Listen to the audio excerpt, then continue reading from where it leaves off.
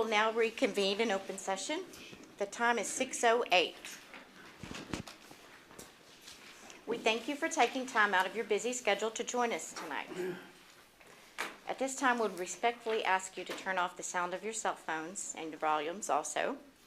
May I remind anyone wishing to address the board that they must have completed a public comment card before the start of the public portion of tonight's meeting, indicating the agenda item or topic about which they wish to speak. As your Board of Trustees, we are here to set goals for the district, listen to reports presented by the superintendent and his designees, approve and review the budget, approve certain personnel appointments and contracts, and make policy for the district. Management is a responsibility of the superintendent. It is the board's responsibility to govern the affairs of the district and ensure that the district is moving forward in meeting the vision and goals that are set on an annual basis. Meeting times for our board meetings are posted on AISD website at www.abileneisd.org. The public is invited to attend. At this time, I'd like to ask Dr. Joseph Waldron, Deputy Superintendent, to lead us in our invocation and pledges. Thank you, Ms. President. You don't mind bowing with me? God, thank you so much for today, for all the ways that you bless us. We're so thankful for the rain you've sent. We're thankful for the cooler weather. God, we're thankful for this board, the students that it represents, and the families that support us. God, we pray for the work being done here tonight, that we will always keep the best interests of our students at heart and keep our eyes on you. In Jesus' name I pray. Amen. Let's stand for the pledges, please. I pledge allegiance to the flag of the United States of America and to the republic for which it stands, one nation under God, indivisible, with liberty and justice for all. The Texas Pledge. Honor the Texas flag. I pledge allegiance to thee, Texas, one state under God, one and indivisible.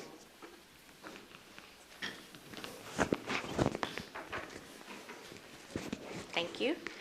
We'll now move to item 3C, Board Superintendent Announcements. Dr. Kuhn, do you have anything to announce? I have a couple things I'd like to share. The first one is we are looking for appointees to the district-wide consultation committee. That's a district-wide committee that helps make decisions for the school district. It is comprised of 9 elected people and 6 appointees. The appointees are not to be staff, and so we are looking for those folks. So I wanted to bring that up for the public watching tonight.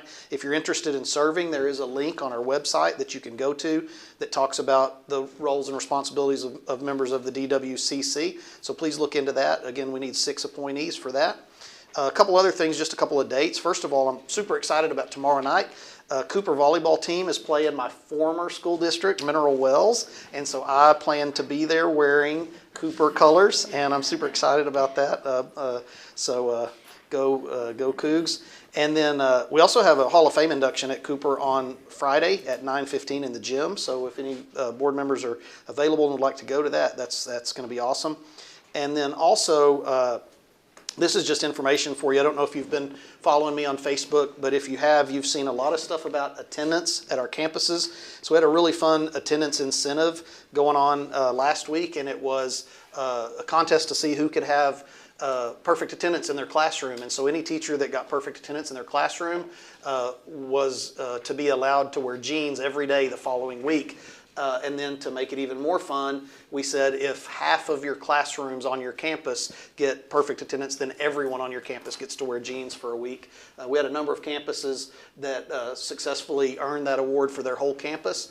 And so we brought it back by popular demand for a second week. So this current week we're doing it again. And that has morphed into something really fun and organic. Some of the campuses have challenged each other on their marquees. And so there's a couple of campuses. There's, I think, a pie in the face is on the losing side of whichever of the 2 campuses has the worst attendance. And then there's another couple of campuses that the losing campus has to buy popsicles for the winning campus. And I think one of those principals is sitting right there. So it's turned into this really fun thing that the campuses are doing to encourage attendance. And I just want to remind the public and you on the board, attendance is so important. A lot of people think that schools care about attendance because their funding is tied to it. I care about attendance because kids learn better when they're in their classroom, learning from their teacher, and kids' futures are on the line. We need them in school because our teachers work really hard to put together lessons that are engaging and exciting, tied to the TEKS, tied to the curriculum. So we want our kids in school. We take care of them. We feed them in the lunchroom. We get them to and from school, and we love on them, and we want them to be in school. So it's fun to encourage perfect attendance. And it's good for kids. So I'm just really, really happy and excited with what our campuses are doing to encourage kids to be at school. And it's all in good fun, but it's serious business. So I just wanted to share that with you guys. I thought that was really cool. And that's everything for my announcements. Great. Do any of my fellow board members have anything they need to announce that we haven't covered? We'll now move on to item 4, recognitions, and we're going to start with the back to school video.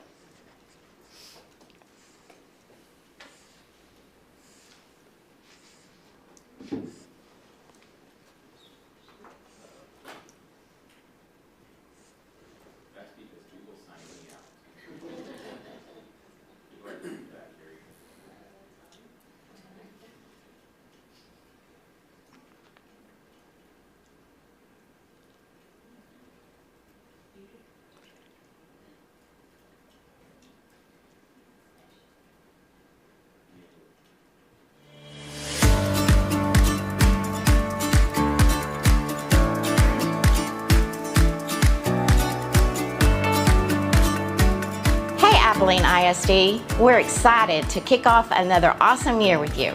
Your energy and enthusiasm make our schools the best place to learn and grow. And we're super grateful for all your hard work and the joy you bring to our students.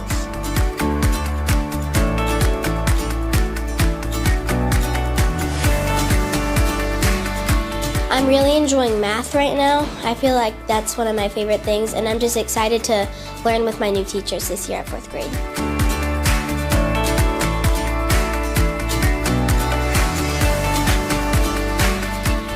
Your creativity and spirit inspired everyone around you. And with your dedication, we're ready for a year full of fun and success. Thank you for being so amazing.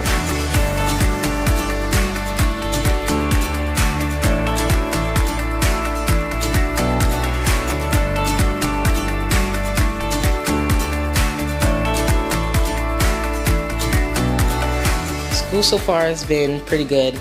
I'm excited that I'm in cross country, and I'm going to try my best to be a million word reader this year. Last time I was a million reader was in 5th grade.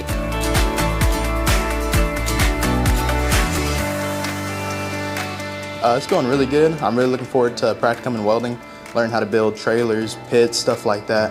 And I'm in the drones class, excited to learn about that and get to flying. So let's tackle new adventures and make the most of every opportunity. Here's to a fantastic year. Let's make it unforgettable. Welcome back.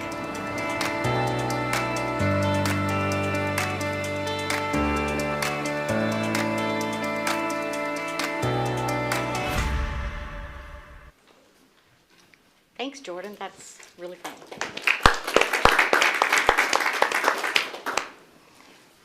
Now that we're almost to the end of this first 6 weeks, it's very hard to believe that we have traveled that far into our school year.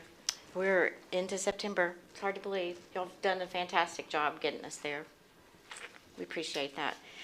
Next, we have a TEA Educator Review Committee representatives. Will be led by Ms. Patty Blue, Associate Superintendent for Curriculum and Instruction. Good evening. We wanted to take a minute and to let you know that we had a couple of our teachers go this summer and participate in some TEA state level committees. And we are exceptionally proud of them for volunteering to do this and then being selected as well. So the first teacher we have is Barbara Carnero. She teaches at Taylor Elementary. She was part of the Texas Through the Year Assessment Pilot Review. It was 5th grade math, and she was looking at the performance level descriptors. The second teacher was Sydney Beveridge from Stafford Elementary. She was selected to the STAR item review for 3rd grade math. So first of all, what you need to know a little bit about this is something that they did have to demonstrate that they had the expertise to look at these questions. They had to be selected from applicants across the state. They also had to sign their life away when they showed up at the door, literally, and swear that they would not talk about anything, they would not take anything with them. TEI is very secretive about this process. So we were really excited that we had 2 ladies that were part of this program. And ladies, we want to say thank you for taking time and help every student in the state of Texas prepare the test.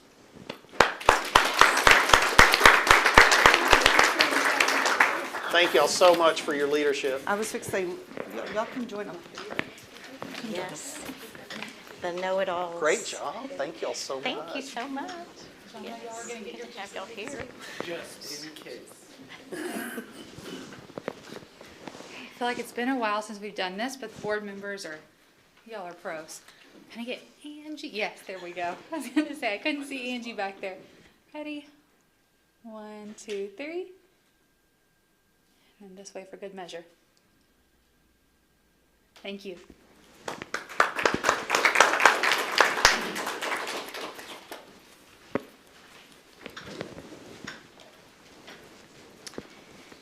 Thank you, ladies, for being here to share that with us. Thank you, Ms. Blue. We're now going to move on to item 5, oral communication from the public. The board encourages comments about the district from members of the public. Anyone wishing to address the board must have completed a public comment card before the start of the public portion of tonight's meeting, indicating the agenda item or topic about which they wish to speak. We don't have any public comment cards tonight, so we're just going to move right on to consent agenda, which is item 6. The AISD Board of Trustee meetings are preceded by an in-depth board workshop. Board workshops are held prior to regular meetings, and the purpose of the workshop meeting of the board is to discuss items in preparation for potential consideration at future board meetings. Meeting times for board meetings are posted on the AISD website, www.abileneisd.org. The public is invited to attend workshops and board meetings. Does a board meeting wish to take anything off of the consent agenda for discussion from separately? Do I have a motion regarding the items on the consent agenda tonight? So moved. We have a motion by Danny Wheat. Second. Rodney Goodman. We'll now take a roll call vote. Blair Schrader. Yes. Danny Wheat. Yes. Rodney Goodman. Yes. Taylor Tidmore. Yes. Cindy Earls. Yes. Angie Wiley. Yes. Bill Enriquez. Yes. The motion passes 7-0. Thank you. At this time, we'll move right on to item 7, reports. 7A is a report for start of school enrollment update. Dr. Gustavo Villanueva, Associate Superintendent for Student Services, is at our podium. Welcome. Thank you. Good evening. We've had what I would say an excellent beginning of the year. I want to give you just a brief update on our enrollment numbers. This is initially you received these documents, and then we had day 1 through 10. On the presentation, you'll notice that I've added day 11 through 16. In front of you somewhere, I left you a copy of today's enrollment numbers, so you would have the most up to date, at least on the total number of enrollments. As of day 10, we had a total enrollment of 14,559 students, which was 122 less than the previous year.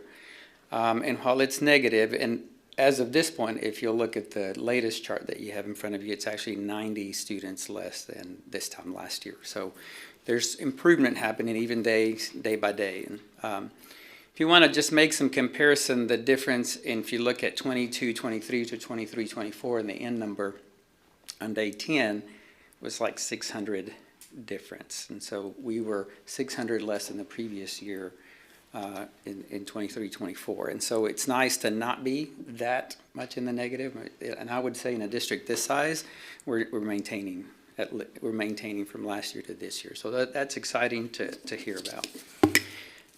Currently, you'll see that our numbers on day 6, or as of day 16, which was, I believe, Friday, was 14,609, and previous year is 14,708. One of the things that we do at the first few days of school is really monitor closely, especially at our elementary campuses. We monitor our numbers, and that calls us to make some changes sometimes. We have to maintain a 22-to-1 student-to-teacher ratio, and so we monitor on enrollment to ensure that that's the case, and when it's not the case, we look to see where do we need teachers and where might we have extra teachers, and then we make adjustments as quickly as we can. We want to do that as quickly as we can because we don't want students to get too used to the teacher, and then it's a very difficult move. But we also don't want to do it too early, then later realize we needed that teacher on the campus. And so it's a task. Our principals were highly involved in making the decisions about some of these moves when and if they could have some say at their campuses. They were very much a part of the conversation when we had to make some adjustments. You'll see here a list of the teachers that moved. This is a very emotional process, as you might imagine, for our teachers. It's an emotional process for students and parents, and so we try to bring in all the support that we can from beginning at the campus level with principals and team members, grade level team members, helping teachers take down if they have to and then reset up. And we have warehouse and everyone that can help within the district to make this transition as easily as possible. So this is a list just for you to be aware of some of the things that happen, some of the hard things that happen at the beginning of the year, but the right things to ensure that we comply with the 22-to-1 ratio. Here's a number that we show you every year, and it's the number of open seats that are available. That's if you take every seat of 22-to-1 throughout the district and elementary campuses, and if you were to fill them all up, right now we're not. We have 807 spots throughout the district that are left vacant or open, and that's just because it's difficult in some cases basically it shows efficiency, right? How efficient are we being? And this is efficient as we can get. It's actually a better number than previous years, maybe a little not as efficient as last year, but I think we're at 802 currently. At the last number I looked at, this was as of 10 days. There are 2 rows underneath that of numbers that you might think about. Those are working numbers. As we process this the first 10 days, we look at a spreadsheet. So it's a small part of a bigger spreadsheet that says to us, hey, this campus has 1 surplus teacher. This campus has 1 less teacher, one less teacher than they need. And so then we use that to gauge who might be able to move. And so it's not anything significant for now. It was significant for the time we're making those decisions at the moment. I might have said I would have clipped that a little higher, but then it would just be 1 row on the point in the presentation, and it looks better this way. But now I had to explain it. I hope that makes sense to you. Please let me know if it doesn't. It helps us decide there are 6 surplus teachers somewhere and we need 8. And so we can move 6 somewhere, and then we need to figure out what to do at that moment in time when we were working on the spreadsheet. Here's our enrollment an elementary enrollment as of that time by campus. Just good information to see. I think in general elementary, I think the gain is about 150 on the plus side. And so we've lost 50 here and there, but we've gained 200. And so it's a plus there. It's a good sign in the elementary world. The middle school, I would say, is almost a wash. It's kind of, we lose some here and we gain some somewhere else. And then our high schools are all negative. And this is, I would say, in general, part of a trend. So we lose a bigger number of seniors than we might have this year.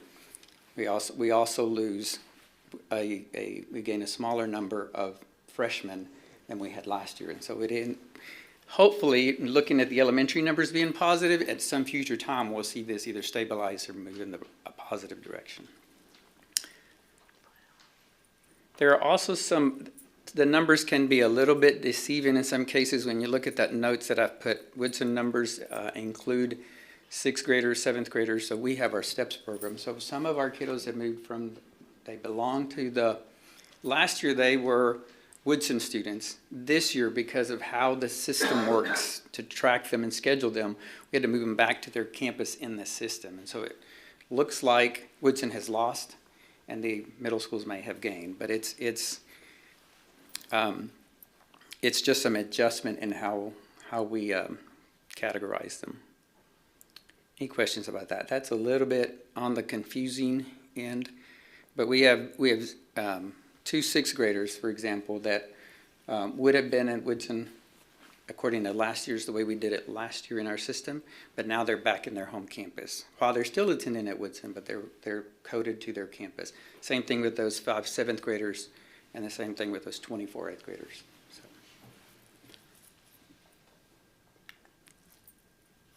And then just some additional information as of today, and you have a copy of the broken down numbers by campuses and levels. We have 14,616 enrolled students, 90 less than last year on this same day, and we have just a little additional item, 434 out-of-district students. I'm always proud of how many students we have transfer from out-of-district.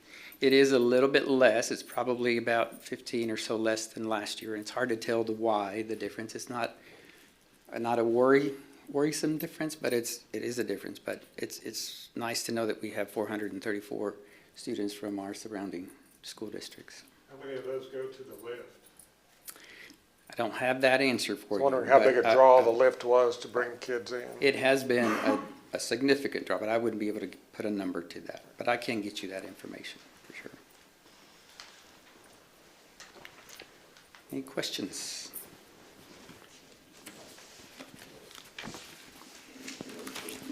Thanks, Gustavo. Thank you so much. Thank you.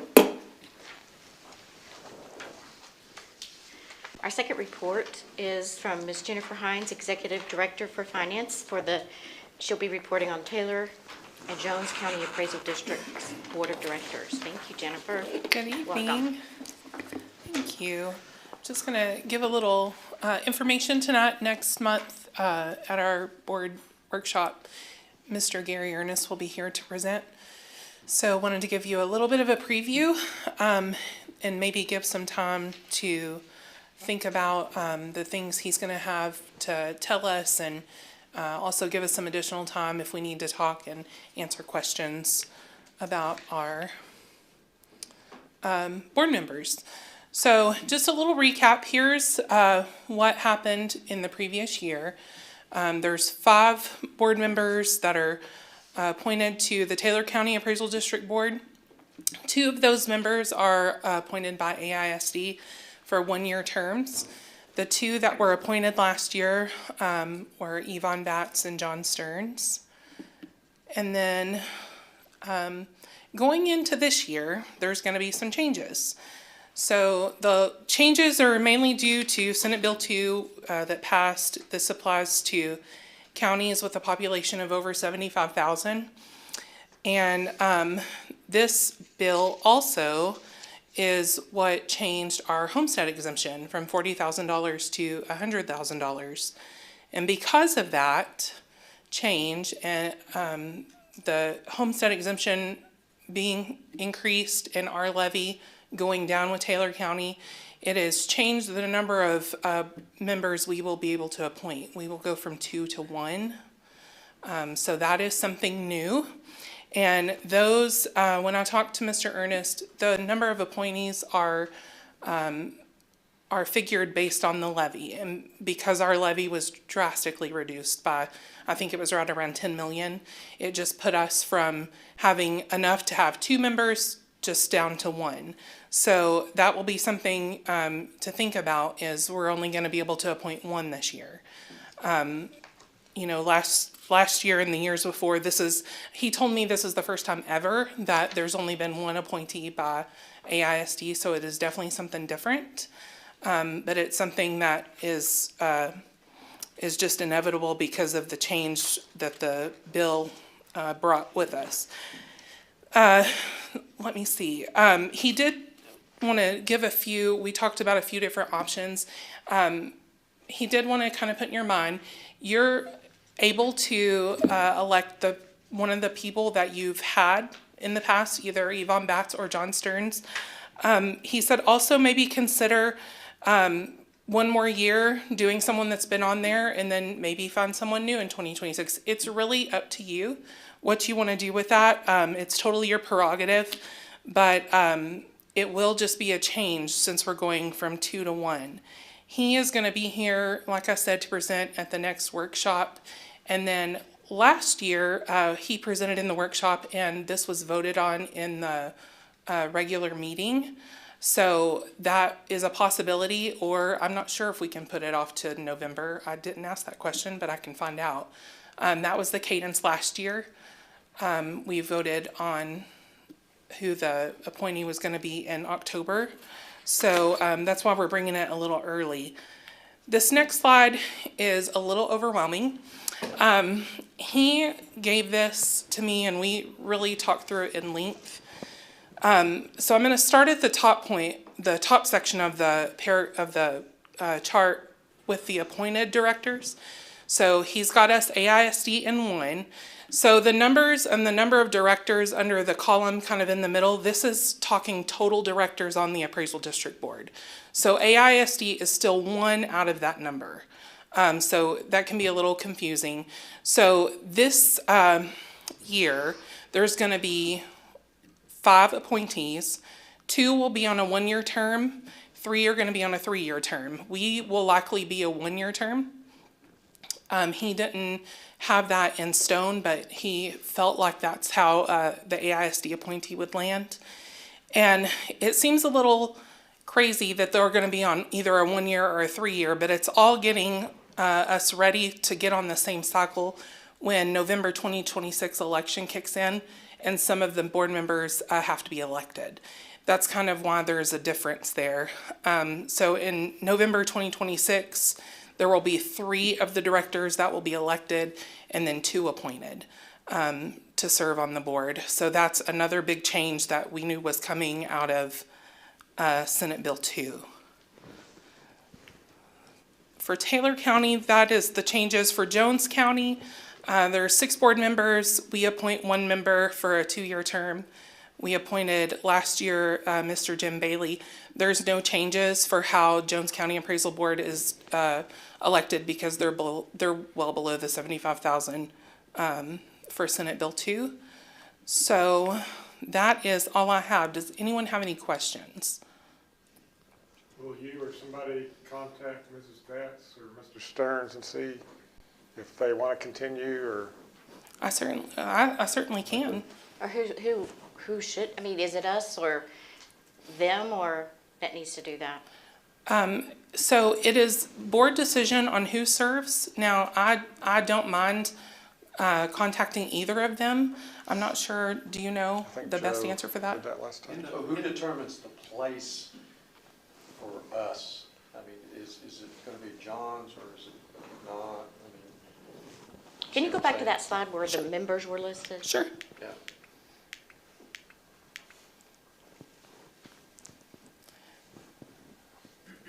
So are you asking about the type, where they're? Like my chair here, I'm elected to this chair. Mm-hmm.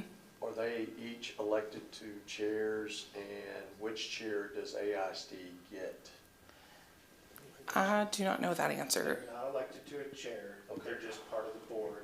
And then they themselves appoint a chair, vice chair, secretary, and members, just like you reorganize the board every June. Generally, Gary will have a recommendation to the board of whether or not, he will have talked to his board members, Yvonne and John, and found out whether or not they're willing to continue to serve. And generally, it's in a letter that Gary will deliver. He will likely tell you that in October. We might be able to find out earlier, but he has likely had this conversation with them and whether or not they want to continue. And if one of them wants to continue with us, but the other one doesn't, it makes it easy. If they both want to serve, then I guess we get to choose because we only get one slot now. What was our process for selecting them in the first place? Gary's recommendation was weighed highly, but the board in the past has requested to start talking about this earlier in case there was someone of interest in the community who wanted to serve this way. Thank you.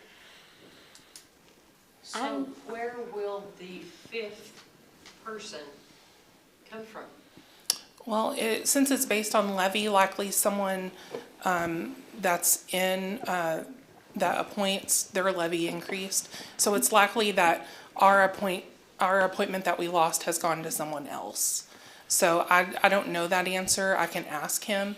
But it's all based on the tax levy, and so it could be like the city, or, you know, there's a couple of places it could have gone, but I can certainly ask.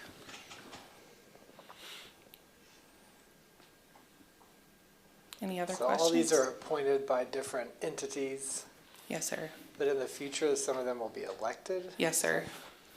Some or all, or? There will be 3 elected and 2 appointed as the next cycle. And then I think it pretty much stays that unless it changes again, but the next cycle, 3 would be elected in November.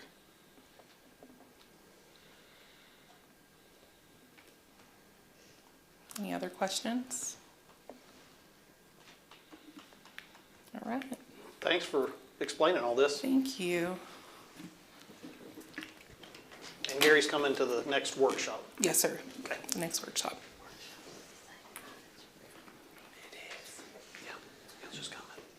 Okay, thank you, Jennifer.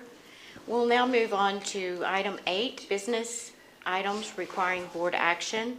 Item 8A is policy update 123. Ms. Allison Sims, Associate Superintendent for Development.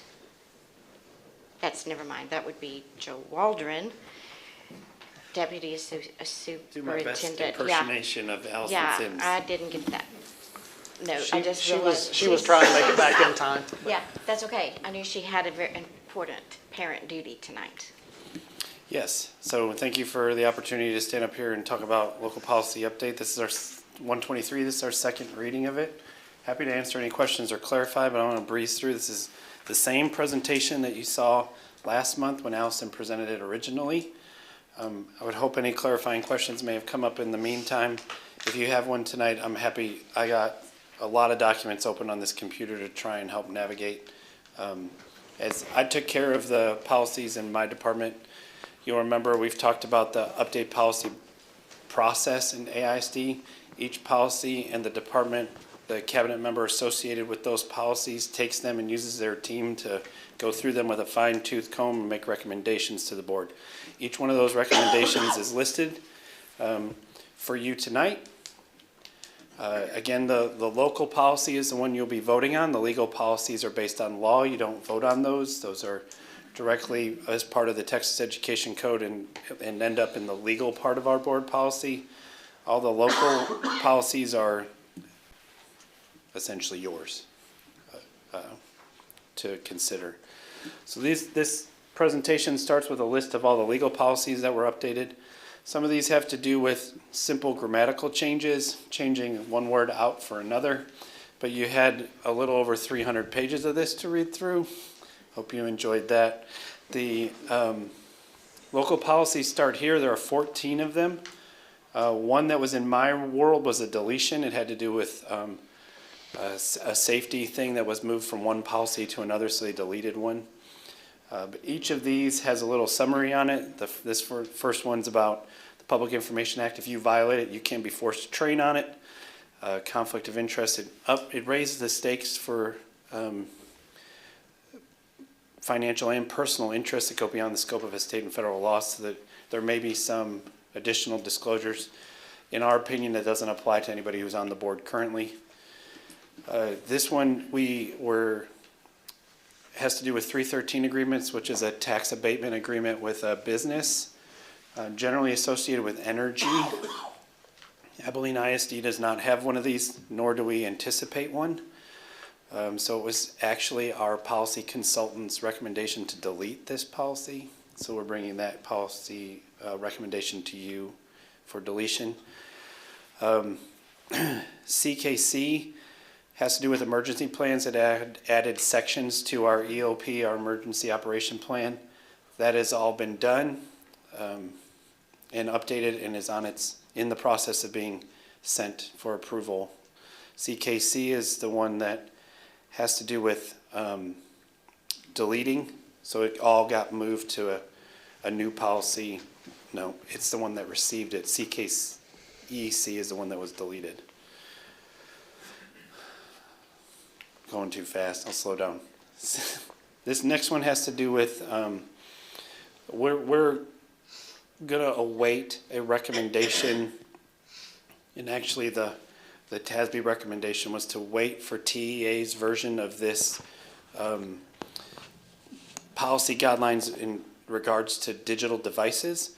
We're going to evaluate that once TA produces it and bring you a recommendation related to digital devices. Now we're going to get a little over my skis. These are ones that I didn't exactly review. So DCE is an employee on a non-certified contract. To request a hearing, you're aware that a contractual employee can request hearings based on certain discharge recommendations. Then these three policies are listed here. Sorry, I don't know a whole great deal about them, but I'm happy to answer mainly questions. updates to the grievance and complaint forms. And then just a couple more here. Homebound instruction, it took away a provision that had to do with consecutive days. Homebound instructions when a student can't come to school and we still serve them, definitely mostly through special education services. Instructional resource materials and then library materials. The first one has to do with the process to review a book or a book to be nominated for review. We have a whole process to review library materials. And then EFB establishes a standard for classroom libraries. And that's the end of the 14. And this is a voting item? This is, or it can be. It's, the administration recommendation for each policy is included in that slideshow. There were no major modifications to what TASB recommended. So there was not necessarily changing of anything of the way we do things. It's just a cleaning up of our policies by TASB. Generally at this time, we're about to start a legislative session. The local policy updates are about cleaning things up a little bit here and there. A lot of evidence in that in the security one, adding to the emergency operation plan, things that were put into law to match it in local policy, and then moving security personnel to its own thing because security has become a much bigger thing in Texas since Uvalde and things like that. Okay. Is there a motion regarding policy update 123? I move to approve policy update 123 as presented. Do we have a motion by Rodney Goodman? Do we have a second? I second that. Angie Wiley, Rodney Goodman. We'll now take a roll call vote. Rodney Goodman? Yes. Angie Wiley, yes. Bill Enriquez? Yes. Cindy Earls? Yes. Blair Schrader? Yes. Danny Wheat? Yes. Taylor Tidmore? Yes. The motion passes 7-0. Now, we do have one more thing to vote on that we talked about in closed session. Do we have a motion in regard to the school marshal appointment as presented in closed session? I move to approve the appointment of the school marshal as presented in closed session. We have a motion by Blair Schrader. Do we have a second? Second.